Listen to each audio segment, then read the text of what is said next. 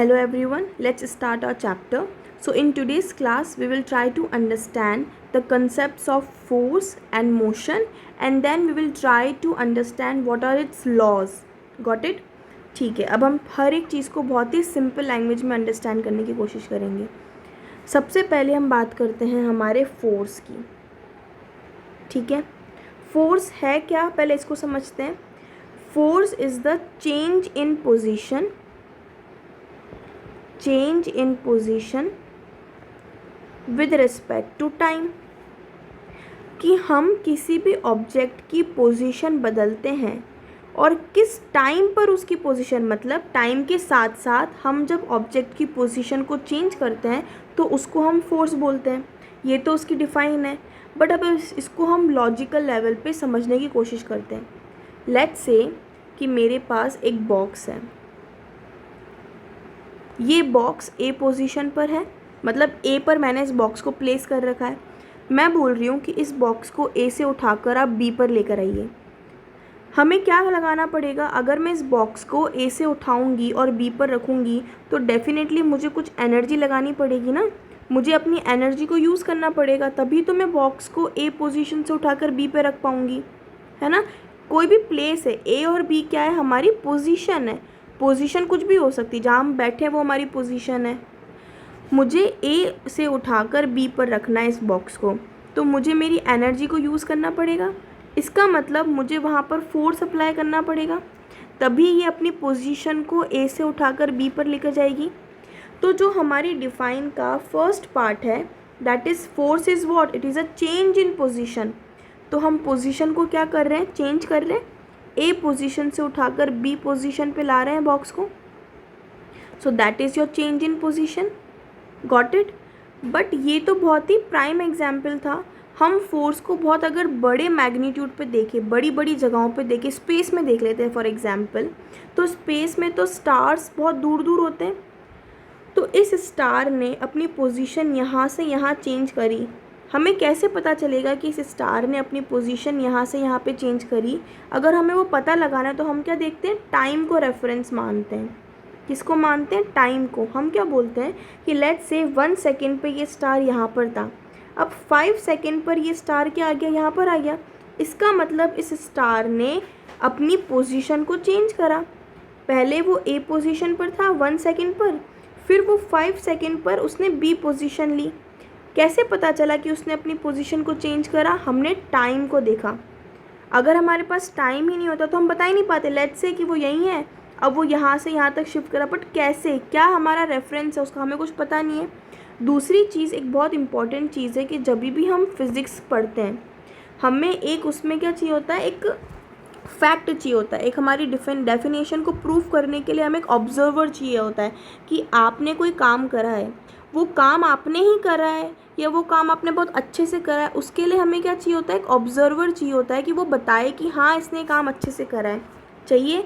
वैसे ही फिज़िक्स में भी किसी भी चीज़ को अगर आप डिफ़ाइन कर रहे हैं तो उसके लिए आपको एक ऑब्जर्वर की नीड है. और वो ऑब्जर्वर हमेशा क्या होता है, मोस्टली, हमेशा नहीं, मोस्टली टाइम ही रहता है. हम टाइम के रिस्पेक्ट में अगर बात कर रहे हैं, इसका मतलब कि वो डेफिनेशन कैसी है, वैलिड डेफिनेशन है. तो सेकंड पार्ट समझ में आया डेफिनेशन का कि with respect to time. Time क्या है, यहाँ पर आपका गारंटी दे रहा है कि हाँ वो काम हुआ है, कि उसकी पोजीशन में बदलाव आया है. चलो फिर से इस चीज़ को हम समझते हैं. फोर्स की डेफिनेशन क्या थी, that is change in position. कि जब भी कोई ऑब्जेक्ट अपनी पोजीशन को चेंज करती है with respect to time, that is your force. Clear हुआ. एक हमारी ऑब्जेक्ट ए पोजीशन पे थी 1 सेकेंड पे, और मैंने बोला कि इस ऑब्जेक्ट को आप ए से बी पर लेके जाओ. तो अब जब आप इस ऑब्जेक्ट की पोजीशन को चेंज करेंगे तो डेफिनेटली आपको कुछ टाइम तो लगेगा. Let's say 2 second. तो टाइम तो चेंज हुआ ना. Time is a universal thing, it will keep changing on. तो ए से बी पर गए, टाइम में चेंज आया, पोजीशन में चेंज आया. और क्यों हम इस बॉक्स को शिफ्ट कर पा रहे हैं, because we have energy, because we are applying a force. So that is the definition of force. Force is a change in position with respect to time. Clear. Now second thing is, force किस पे depend करता है, मतलब force के determinants क्या है, कि force किस किस चीज़ को लेके चलता है. तो पहली चीज़ तो हमने क्या समझी कि force is equal to your energy. अगर आप में एनर्जी ज़्यादा है तो फोर्स भी ज़्यादा लगेगा, अगर आप में एनर्जी कम है तो फोर्स भी कम लगेगा। ये चीज़ क्लियर हुई। नेक्स्ट चीज़ अब हम समझेंगे, लेट्स से कि मेरे पास एक छोटा सा बॉक्स है और एक बहुत बड़ा बॉक्स है, ठीक है। ये छोटा बॉक्स है और ये बड़ा बॉक्स है। इसको भी मुझे ए से बी पर शिफ्ट करना है, इसको भी मुझे ए पोजीशन से बी पोजीशन पे शिफ्ट करना है। कहाँ पर मेरी ज़्यादा एनर्जी यूटिलाइज़ होगी, फर्स्ट केस में यूटिलाइज़ होगी कि सेकंड केस में यूटिलाइज़ होगी? मेरी बहुत ज़्यादा एनर्जी कहाँ पर खर्च होगी, फर्स्ट केस में कि सेकंड केस में? फर्स्ट केस में तो कम एनर्जी यूटिलाइज़ होगी, यहाँ पर तो मेरी एनर्जी क्या होगी, कम यूटिलाइज़ होगी। क्यों? क्योंकि ये बहुत हल्का है ना, इसमें इतना वेट नहीं, इसमें इतना मास नहीं है। Mass is the most appropriate word जो हम यूज़ करते हैं। क्यों? क्योंकि there is a difference between a weight and a mass. Mass क्या होता है, वो यूनिवर्सल कांस्टेंट होता है, वो कभी भी चेंज नहीं होगा। लेकिन जो वेट होता है, क्योंकि वो ग्रेविटी पर डिपेंड करता है, याद रखना हम इस चीज़ को पढ़ेंगे इस क्लास में, जो वेट है वो ग्रेविटी पर डिपेंड करता है, इसलिए ये क्या होता है, चेंज होता रहता है। तो जो चीज़ बार बार बदल रही है हम उसको थोड़ी रेफरेंस पॉइंट पे लेंगे, हम क्या लेंगे, एक ऐसी चीज़ फाइंड करेंगे जो कि यूनिवर्सल कांस्टेंट है, दैट इज़ योर मास। इसलिए हम फिज़िक्स में हमेशा मास को ही रखते हैं, ना कि वेट को, ठीक है। तो यहाँ पर मैंने क्या बोला है कि फर्स्ट केस में मेरा मास कम है, तो मुझे जब मैं इस ऑब्जेक्ट को शिफ्ट करूँगी, इसकी पोजीशन को चेंज करूँगी तो बहुत फास्टली कर लूँगी, मुझे टाइम भी बहुत कम देना पड़ेगा इसको शिफ्ट करने में, और मेरी एनर्जी भी बहुत कम खर्च होगी। इसका मतलब कि जो मेरा फोर्स है वो भी क्या लगेगा, बहुत ही कम लगेगा। ये चीज़ क्लियर हुई। लेकिन सेकंड केस में मेरा मास क्या है, ज़्यादा है, इसका मतलब जब मैं इसको शिफ्ट करूँगी तो मुझे टाइम भी क्या लगेगा, ज़्यादा लगेगा। दैट मीन्स कि जो मेरी एनर्जी है वो भी ज़्यादा खर्च होगी और जो मेरा फोर्स है वो भी ज़्यादा लगेगा। ये चीज़ क्लियर हो गई, ठीक है। नेक्स्ट हम डिटर्मिनेंट्स कर रहे हैं ना कवर फोर्स के, तो हमने फोर्स में एक तो चीज़ कवर कर लिया एनर्जी, एक हमने क्या ये कवर करी मास, कि अगर आपका मास ज़्यादा है तो फोर्स भी ज़्यादा लगेगा, मास कम है तो फोर्स भी कम लगेगा। फिर हमने पढ़ा टाइम, अगर मास कम है तो हमें टाइम भी कम लगेगा, मास ज़्यादा है तो हमें टाइम भी ज़्यादा लगेगा। इसको मैं ऐसे शिफ्ट लिख देती हूँ ताकि सही रहेगा। अगर मास ज़्यादा है तो हमें किसी भी ऑब्जेक्ट को शिफ्ट करने में टाइम भी ज़्यादा लगेगा, मास कम है तो हम भी बहुत जल्दी शिफ्ट कर देंगे तो हमें टाइम कम लगेगा। ये चीज़ क्लियर हुई। अब नेक्स्ट चीज़, मान लो कि कोई बहुत बड़ी ऑब्जेक्ट है ना, इस बड़ी सी ऑब्जेक्ट को मुझे शिफ्ट करना है ए पोजीशन से बी पोजीशन पे, और यहाँ पे मेरा कितना किलोमीटर है, 5 किलोमीटर है।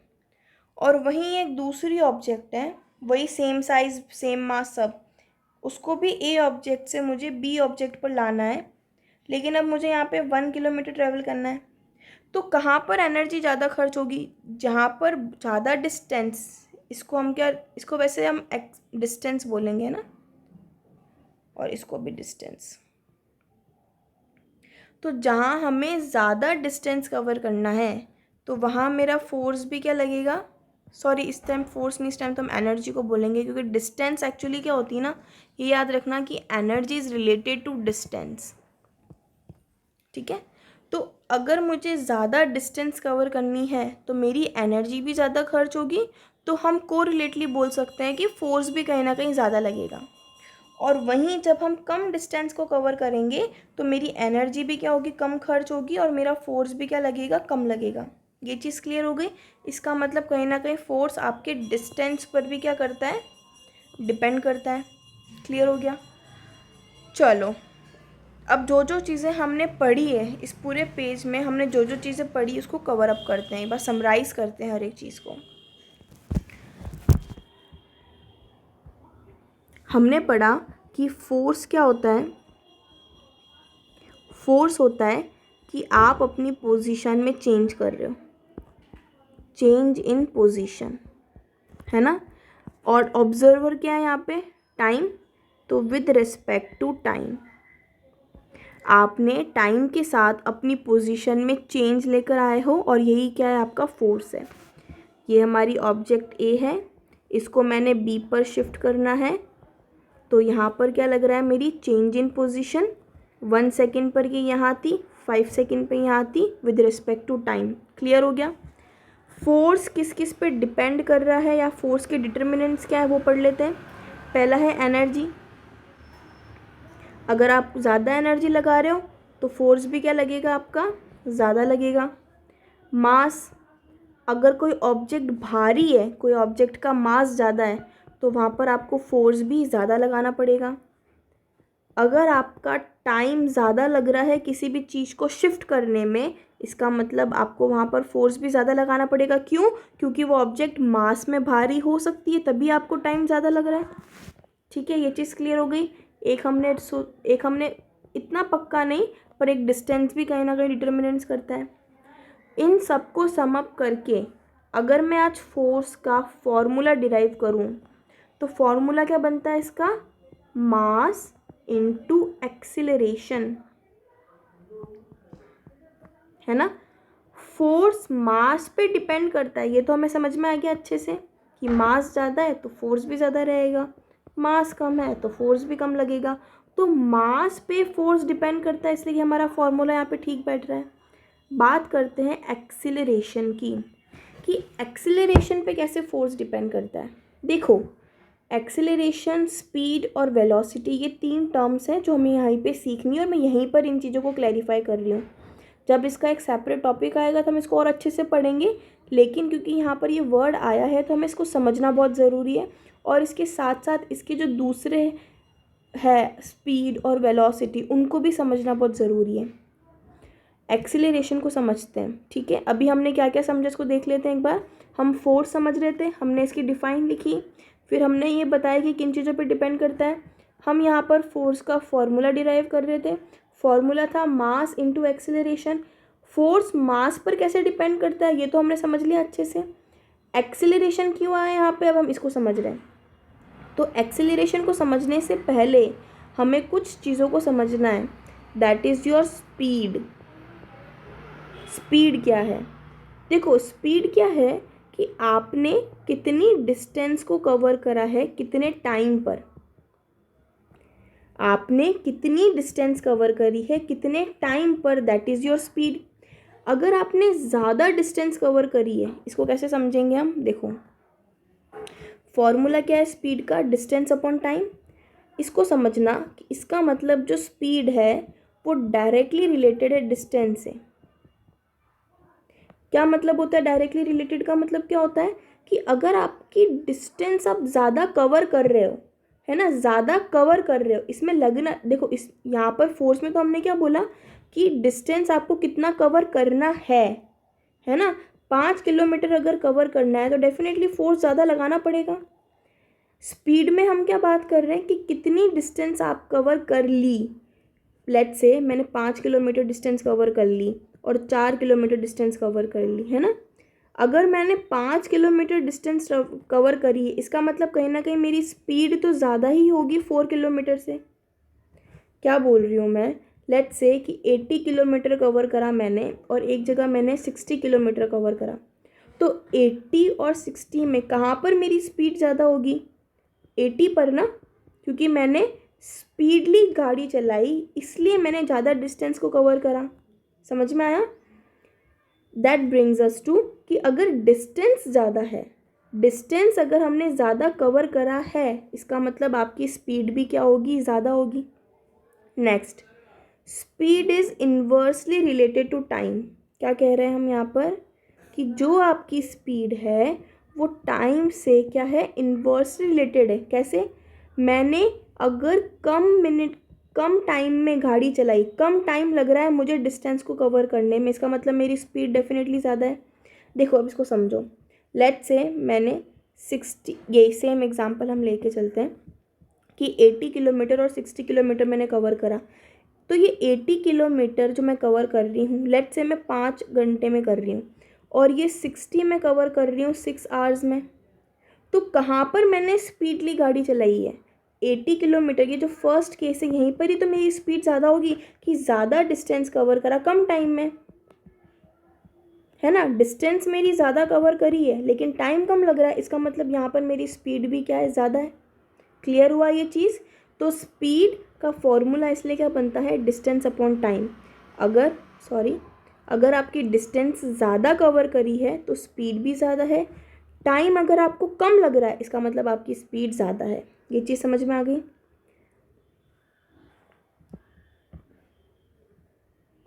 One second.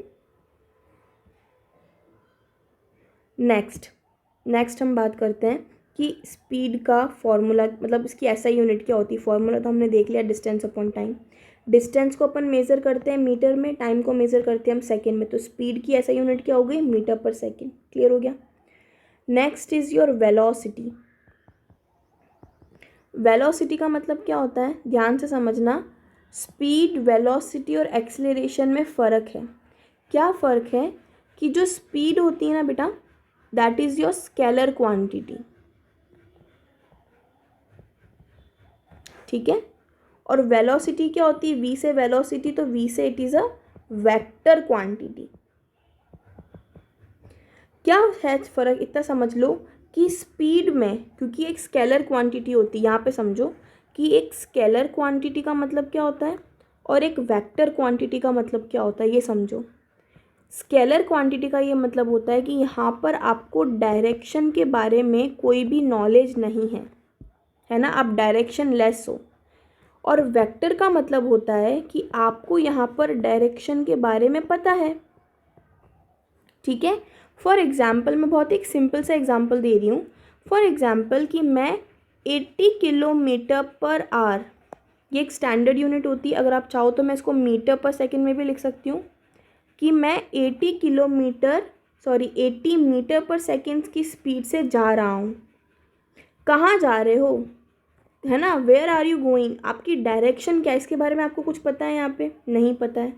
लेकिन अगर मैं ऐसी चीज़ को लिख दूँ कि मैं 80 मीटर पर सेकेंड की स्पीड से नॉर्थ वेस्ट जा रहा हूँ, नॉर्थ वेस्ट डायरेक्शन में जा रहा हूँ, या फिर नॉर्थ डायरेक्शन में जा रहा हूँ, या फिर दिल्ली जा रहा हूँ, या फिर अपवर्ड जा रहा हूँ, डाउनवर्ड जा रहा हूँ, तो यहाँ पर आपके पास एक डायरेक्शन है ना।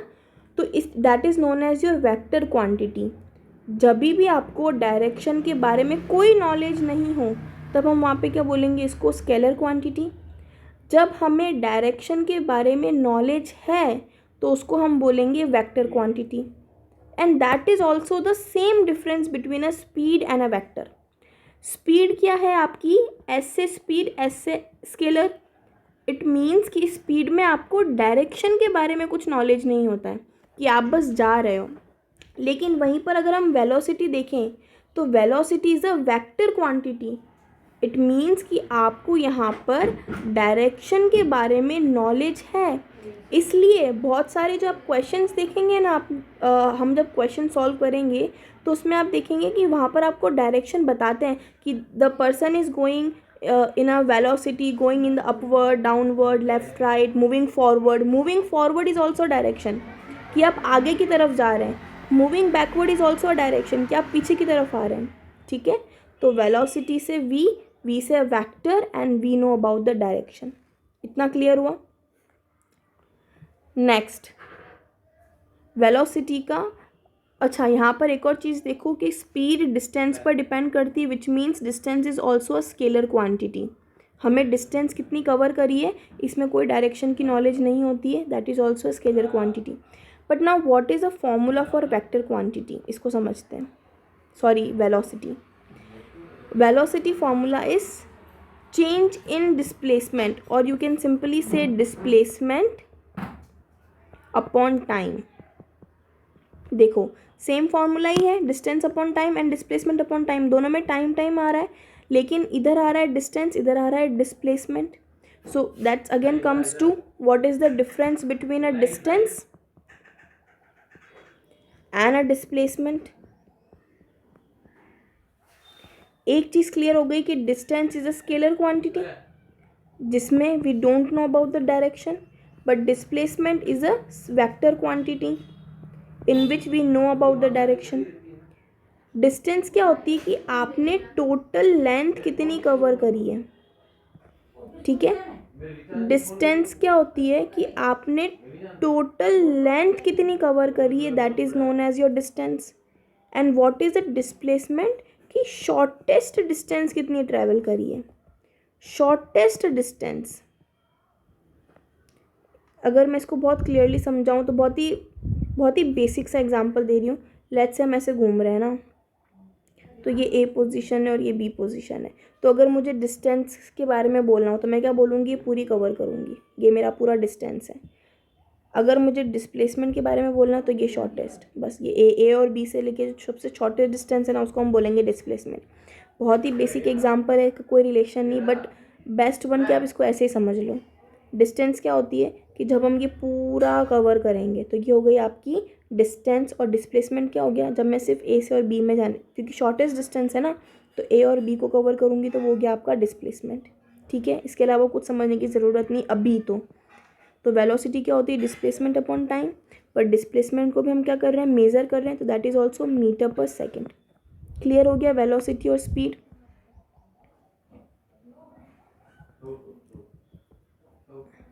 चलो फटाफट से यहाँ पे फटाफट से क्लियर कर देती हूँ। क्या क्या हमने पढ़ा, स्पीड पढ़ा हमने, और हमने वेलोसिटी पढ़ा। स्पीड में हमने पढ़ा that is a distance upon time, velocity is displacement upon time. Because S से स्पीड, एस से स्केलर, तो it is a scalar quantity. We से वेलोसिटी, वी से vector, it is a vector quantity. S में scalar which means we don't know about the direction, in there we do know about the direction, ठीक है। ये चीज़ clear हो गई। इसकी ऐसा यूनिट क्या हो गई, मीटर पर सेकेंड, इसकी भी क्या हो गई, मीटर पर सेकेंड। क्लियर हो गया। Next is what is the difference between a distance and a displacement. Distance is total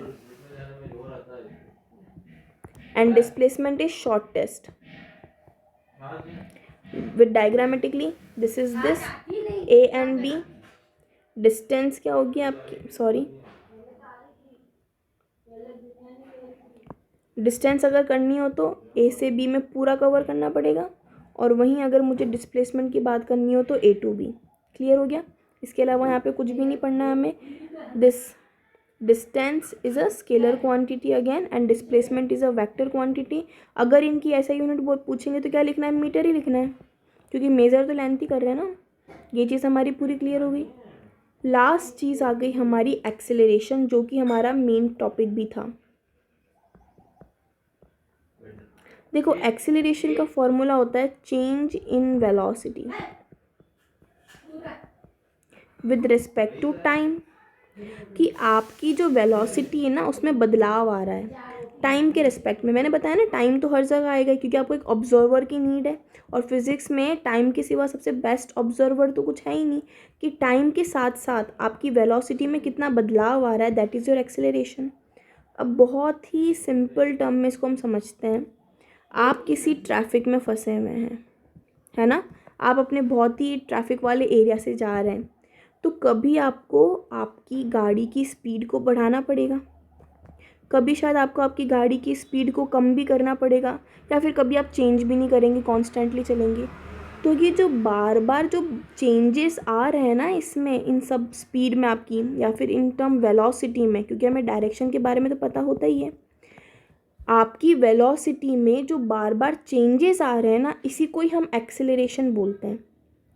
हमारी वेलोसिटी बार बार बदलती है, इसका मतलब कभी हम ब्रेक लगाते हैं तो वेलोसिटी कम हो जाती है, कभी हम बहुत फास्टली गाड़ी चलाते हैं तो हमारी वेलोसिटी बढ़ जाती है, कभी हम एक जैसी मतलब सिंपल एक ही स्पीड पे चलाते रहते हैं हमारी गाड़ी, तो that is also your velocity. तो जब आपकी वेलोसिटी बढ़ती है, कम होती है, या फिर कांस्टेंट रहती है, तो इन सबको हम क्या बोलते हैं, इस चीज़ को हम क्या बोलते हैं, एक्सेलरेशन। समझ में आया, क्लियर हुई ये चीज़। तो what is acceleration, it is the change in velocity upon time. आपकी वेलोसिटी में कितना बदलाव आ रहा है, बदलाव मतलब कभी बढ़ रही है, कभी कम हो रही है, कभी कांस्टेंट चल रही है, तो that is your change in velocity with respect to time. ये चीज़ क्लियर हो गई। चलो चेंज, ये चीज़ क्लियर हुई हमारी, है ना। अभी हम सिर्फ इसको समझ रहे हैं, ज़्यादा इसको वो प्रेशराइज नहीं करेंगे हम इस टॉपिक पे। बट एक्सेलरेशन क्या होता है, अगर आपकी स्पीड बढ़ रही है we call it positive acceleration. अगर स्पीड कम हो रही है, आप कम कर रहे हो अपनी स्पीड, अब हमारी स्पीड कम करते हैं जब हमें ब्रेक लगाना होता है, मोस्टली हम तभी कम करते हैं ना। तो जब आपकी स्पीड कम हो रही है we call it negative acceleration और रिटार्डेशन। क्या बोलते हैं, रिटार्डेशन, दो नाम है इसके। और अगर आपकी स्पीड बिल्कुल भी चेंज नहीं हो रही, आप कांस्टेंट ही चला रहे हो अपनी गाड़ी, तो इसको हम बोलते हैं या तो कांस्टेंट एक्सेलरेशन या फिर ज़ीरो एक्सेलरेशन, क्योंकि वहाँ पे कोई चेंज तो हो ही नहीं रहा, तो ज़ीरो एक्सेलरेशन हो गया। क्लियर हुआ। एक्सेलरेशन क्या है, वेलोसिटी पर डिपेंड करता है। वेलोसिटी क्या है, एक वेक्टर क्वांटिटी, तो एक्सेलरेशन भी क्या हुआ, एक वेक्टर क्वांटिटी हुआ। एक्सेलरेशन की ऐसा यूनिट समझो, वेलोसिटी की ऐसा यूनिट क्या है, मीटर पर सेकंड, और टाइम हम फिर से इसको मल्टीप्लाई कर रहे हैं तो टाइम, तो इस एक्सेलरेशन की क्या हो गई, मीटर पर सेकंड स्क्वायर। नहीं समझ में आ रहा है तो इधर देखो, एक्सेलरेशन का फॉर्मूला है change in velocity upon time. Change in velocity की क्या है, मीटर पर सेकंड, और नीचे टाइम और गिवन है, टाइम को हम सेकंड में मेजर करते हैं, तो ये टाइम से मल्टीप्लाई होगा, तो क्या आंसर आया, मीटर पर second square. So that is the ऐसा यूनिट ऑफ एक्सेलरेशन। क्लियर हुआ ये सारा, हमने ये भी देख लिया, वेलोसिटी देख ली, स्पीड देख ली, एक्सेलरेशन देख लिया। Now coming back to our topic जो हम डिस्कस कर रहे थे, that is your this our actual topic which talks about the formula. क्या होता है फोर्स होता है mass into acceleration. Force mass पर क्यों डिपेंड करता है, ये हमारा क्लियर है। अगर मास ज़्यादा होगा तो आपको फोर्स भी ज़्यादा लगाना पड़ेगा। बट अब फोर्स एक्सेलरेशन पे क्यों डिपेंड करता है, ये भी देख लो। अगर कोई चीज़, अगर आप बार बार अपनी गाड़ी में, लेट्स से अगर आप बार बार स्पीड बदल रहे हो, है ना, तो आपको वहाँ पर जब आप गियर भी चेंज करते हो, आप कुछ भी अपनी स्पीड को बढ़ाते हो, कम करते हो, तो वहाँ आप अपनी थोड़ी सी तो फोर्स यूटिलाइज करते हो ना, थोड़ी तो एनर्जी को यूज़ करते ही हो। So that's why way put here acceleration. Clear हुआ। सबको फटाफट से समराइज़ करते हैं, अच्छे से समझते हैं, जितना भी हमने पढ़ा उस चीज़ को समराइज़ करते हैं, और फिर इसके बारे में आगे और पढ़ेंगे। क्या पढ़ा हमने पढ़ा फोर्स के बारे में। ये हमारा रिवीजन है ना, हम इसको बार बार मैं इसलिए बता रही हूँ ताकि आपको लर्न यही हो जाए। फोर्स के बारे में हमने पढ़ा कि that is your change in position with respect to time. जब हम हमारी पोजीशन में चेंज करते हैं that is known as your force. Force का फॉर्मूले पे जाएंगे हम। What is the formula, mass into acceleration. अगर आपका मास ज़्यादा है तो आपकी एनर्जी भी ज़्यादा लगेगी, विच मीन्स आपका फोर्स भी क्या लगेगा, ज़्यादा लगेगा। क्लियर हो गई। नेक्स्ट चीज़ कि फोर्स की एसआई यूनिट क्या होती है ना, अब उस पर बात करते हैं हम। देखो, फोर्स का फॉर्मूला होता है मास इनटू एक्सेलरेशन। फोर्स को डिस्कवर जिसने करा था वो थे न्यूटन, इसलिए हम उनके नाम पे इनको बोलते हैं कि इसकी एसआई यूनिट क्या है, N, newton, denoted by N. ठीक है। अब एग्जाम में कितनी बार आता है कि डिफाइन वन न्यूटन, कि न्यूटन को भी डिफाइन करो, तो न्यूटन है क्या, जो फोर्स का फॉर्मूला है, that is mass into acceleration. तो मास क्या है यहाँ पे, केजी। मास को हम किस में डिटरमाइन करते हैं, केजी में। And what is the SI unit of acceleration, हम अभी पढ़ कर आए, acceleration is change in velocity upon time. Velocity is what, meter per second, time is what, second, तो मीटर पर सेकेंड स्क्वायर, तो multiply by meter per second square. तो 1 Newton की अगर कोई भी आपसे डिफाइन पूछे या पूछे कि 1 न्यूटन क्या होता है, तो क्या बोलोगे, KG metre per second square. ठीक है, क्लियर हो गया। इधर देखो, इस चीज़ को समझते हैं। यहाँ पे यूनिट ऑफ फोर्सेस, MKS का मतलब क्या होता है, मीटर किलोग्राम सेकेंड, और जिसको हम ऐसे यूनिट भी बोलते हैं, तो वो तो हमारी फोर्स की क्लियर हो गई कि that is KG metre per second square. लेकिन अगर इस केजी को मैं CGS मतलब सेंटीमीटर, ग्राम और सेकेंड में कन्वर्ट करूँ, तो केजी तो क्या हो गया, ग्राम हो गया, मीटर क्या हो गया, सेंटीमीटर हो गया, और सेकेंड टू सेकेंड ही रहेगा। तो ये आपकी क्या हो गई, this gram metre per second. और इसको हम क्या बोलते हैं, 105 डाइन्स भी बोलते हैं, है ना। इस चीज़ का ध्यान रखना, ये लर्न करने लेना। अगर मैं इसको FPS मतलब फुट पाउंड सेकेंड में कन्वर्ट करूँ, तो ग्राम का तो क्या हो गया, पाउंड, सेंटीमीटर का हो गया फिट, और सेकेंड का सेकेंड। क्लियर हो गया। हमने अच्छे से फोर्स कंप्लीट कर लिया है। अब इस डेफिनेशन को अच्छा, हाँ, यहाँ पर कुछ और चीज़ दूसरी, फोर्स में हमने समझा कि फोर्स मतलब चेंज इन पोजीशन ना। अब ये जो पोजीशन है ना, ये पोजीशन भी दो तरह की होती है।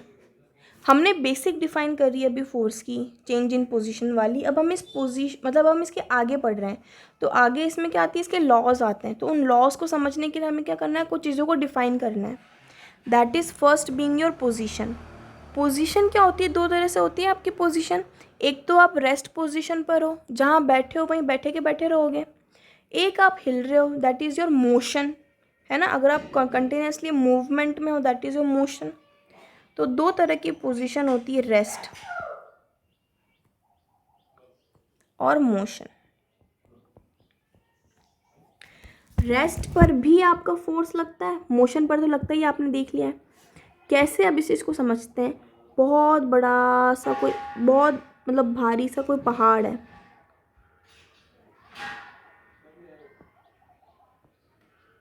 ना, और यहाँ पर आप फोर्स लगा रहे हो।